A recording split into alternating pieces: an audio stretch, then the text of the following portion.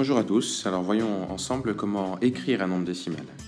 Alors on a déjà vu qu'on utilisait le système de numération de position dans une vidéo précédente et on a aussi vu ce qu'était un nombre décimal. Donc maintenant, vous savez que pour écrire un nombre décimal, la position du chiffre a une importance pour sa valeur. C'est-à-dire que si on prend le tableau qui s'affiche ici, on a un nom pour chaque rang de nombre. Donc on peut aller jusqu'au 10 millième, tout à droite, millième, centième, dixième.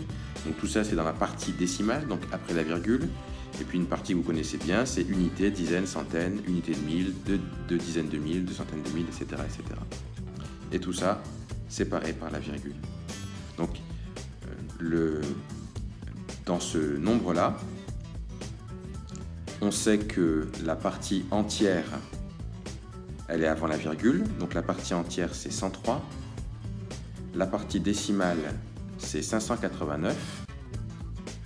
On sait par exemple qu'il y a 0 dizaine dans ce nombre, qu'il y a 5 dixièmes. Attention, c'est pas la même chose, c'est après la virgule, les dixièmes, un chiffre après la virgule. On sait aussi qu'il y a 9 millièmes. Alors maintenant, si je vous demande le nombre de dizaines, alors attention, ce n'est pas la même chose que le chiffre des dizaines. Le chiffre des dizaines, on l'a dit, c'est celui-là. Ça, c'est le chiffre des dizaines. Mais le nombre de dizaines, eh bien, pour le savoir, en fait, on coupe le nombre en quelque sorte ici, après les dizaines, voilà, ici, et on lit tout ce qu'il y a à gauche. Donc le nombre de dizaines, eh bien, c'est 10. Si on vous demande par exemple le nombre de centièmes, alors une fois encore, je répète, à ne pas confondre avec le chiffre des centièmes, parce que le chiffre des centièmes, c'est 8. Mais le nombre de centièmes, eh bien, comme je l'ai dit, on regarde, on coupe le nombre en fait après des centièmes, à ce niveau-là, et on regarde tout le nombre qui est devant. Donc en fait, le nombre de centièmes, je l'écris, ça correspond à 10 358. Voilà comment on détermine le nombre de quelque chose, de centième ou de millième, etc. Alors une fois ceci rappelé, comment écrit-on un nombre décimal en général? On l'écrit de plusieurs façons.